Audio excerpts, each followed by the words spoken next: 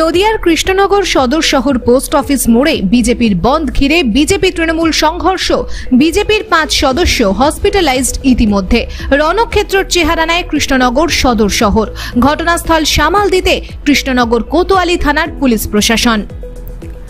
নদিয়া থেকে সুদীপ বিশ্বাসের রিপোর্ট।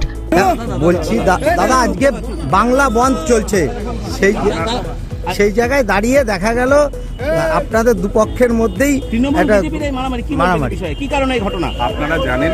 গতকাল প্রত্যক্ষ করেছেন ছাত্র সমাজের নাম করে কলকাতার রাজপথে নবান্ন অভিযানকে কেন্দ্র করে বিজেপির হারমাত গুন্ডারা কিভাবে রাজ্যের পুলিশকে রক্তাক্ত করেছে, সরকারি সম্পত্তি ধ্বংস করেছে এবং মমতা বন্দ্যোপাধ্যায়ের প্রতি কুরুচিকর মন্তব্য করেছে।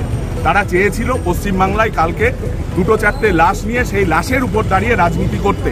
শুভেন্দু অধিকারী সেই চক্রান্ত সফল হয়নি, সুকান্ত মজুমদারদের খালি হাতে ফিরতে হয়েছে।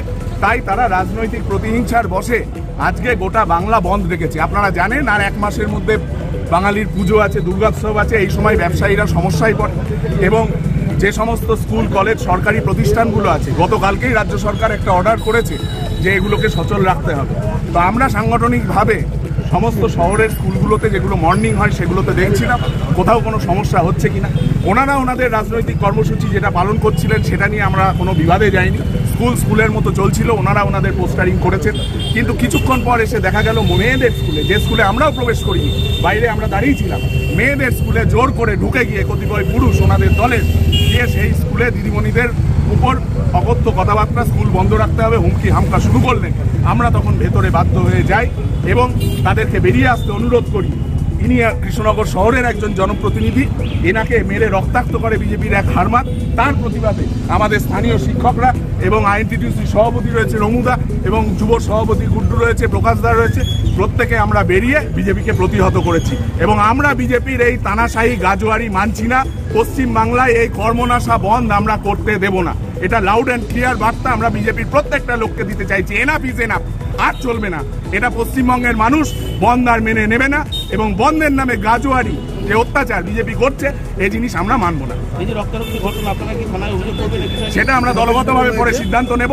আমরা দেখি বিষয়টা, আমাদের দলের উচ্চতর নেতৃত্ব ডিসিশন নেবেন। তবে বিজেপির এই যে বাইরে থেকে লোক এনে যে অশান্তি তৈরি করার চেষ্টা, এর বিরুদ্ধে আমরা সর্বতভাবে ধিক্কার জানাই এবং কৃষ্ণনগর শহরের আপামর মানুষ এবং তৃণমূল কংগ্রেসের সমস্ত সংগঠন এর বিরুদ্ধে কিন্তু রাস্তায় নামবে এবং রাস্তায় আছে। তাদের পক্ষ থেকেও কিন্তু বলা হচ্ছে যে আপনারাও এই হামলাটা চালিয়েছেন, এই বিরুদ্ধে আপনারা ছিলেন, প্রত্যেকে উপস্থিত, আপনাদের কাছে ফুটেজ আছে, আপনারা দেখছেন কে রক্তাক্ত হয়েছে এবং আপনাদের ক্যামেরায় সঠিক কথা বলবে। তারা যেটা বলছে, তারা সকালবেলা 6:30 পৌনে 7টা থেকে তাদের কর্মসূচি করছিল, কিন্তু আমরা কোনো রকম বাধা দিইনি তাদের শান্তিপূর্ণ কর্মসূচিতে।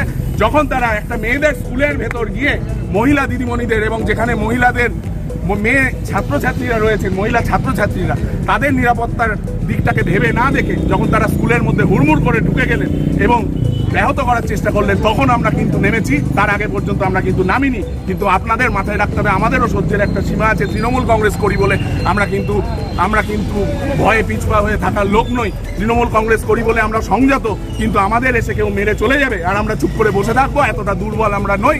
এটা বুঝিয়ে দেওয়ার সময় কিন্তু এসেছে। আপনার নাম? মিশুক দাস, সভাপতি, পশ্চিমবঙ্গ তৃণমূল প্রাথমিক শিক্ষক সমিতি, নদিয়া উত্তর জেলা। আজকের বন্ধ 12 ঘন্টার, সেখানে দেখা গেল তৃণমূলের সঙ্গে আপনাদের একটা পুরো কার্যত লাঠিসোঁটা নিয়ে মারামারি। ওদের পক্ষ থেকে দাবি যে একটা স্কুল বন্ধ করতে যাচ্ছিল আপনাদের কর্মী সমর্থকরা, সেখানে গিয়েই আপনাদের এই ওদের বাধার মুখে পড়তে হয় এবং দুই পক্ষের মধ্যে গণ্ডগোল। এটা নিয়ে কী প্রতিক্রিয়া দেবেন?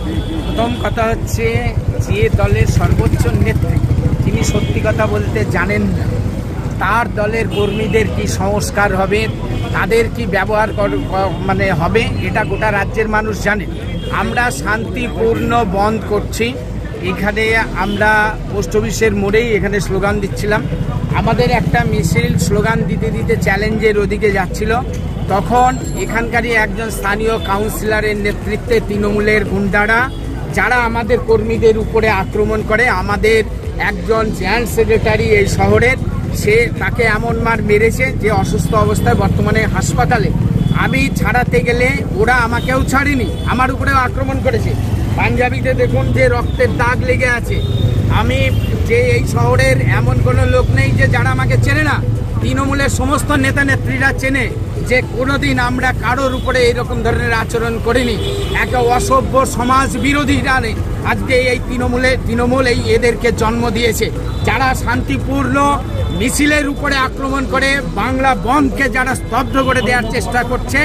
সেই তৃণমূলের বন্ধুরা জেনে রাখুন যে গুন্ডাগিরি করে ভারতীয় জনতা পার্টিকে থামানো যাবে না। এই বাংলার এই অত্যাচার বন্ধ করার জন্য ভারতীয় জনতা পার্টির কর্মীরা রক্ত দেবে, প্রাণ দেবে, তবু তৃণমূলের এই গুন্ডামি বন্ধ করবে। এতভাবে বাংলার মানুষ সব সমর্থন করছেন। গতকালকে শান্তিপূর্ণ ছাত্র আন্দোলনের উপরে তৃণমূল কংগ্রেস সরকারের পুলিশ প্রশাসন যারা কালকে ছাত্রদের উপরে জল কামান দেখেছে, টিয়ার গ্যাস মানে ছুড়েছে, লাঠি চার্জ করেছে, এমনকি এই ছাত্রদেরকে যখন গ্রেপ্তার করে নিয়ে যায় তাদের ছাড়ানোর জন্য আমাদের রাজ্য সভাপতি তথা কেন্দ্রীয় শিক্ষা প্রতিমন্ত্রী তিনি লালবাজারে পশ্চিমবঙ্গ পুলিশ আধিকারিকদের সঙ্গে কথা বলতে চান। 5টার সময় দেওয়া হলেও তারপরে পুলিশ কর্তৃপক্ষের তরফ থেকে কোনো রকম ছাড়া দেয়া হয়নি। সুকান্ত বাবুর নেতৃত্বে যখন লালবাজারে পুলিশ কর্তাদের সঙ্গে দেখা করার জন্য যাচ্ছিলেন, তার উপরেও আক্রমণ হয়েছে, জল কামান ছোড়া হয়েছে, গ্যাস ছাড়া হয়েছে, লাঠি চার্জ করা হয়েছে। আজকে তার প্রতিবাদে, ছাত্রদের উপরে এই নির্যাতনের প্রতিবাদে বাংলা বন্ধ দেখেছে ভারতীয় জনতা পার্টি।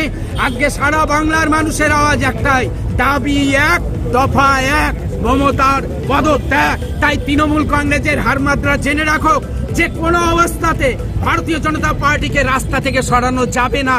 ভারতীয় জনতা পার্টির কর্মীরা শান্তিপূর্ণ এই আন্দোলন চালাবে, তারা রাস্তায় থাকবে। তৃণমূলের হারমাতদের ভয়ে একজন বিজেপি কর্মী এখান থেকে যাবে না।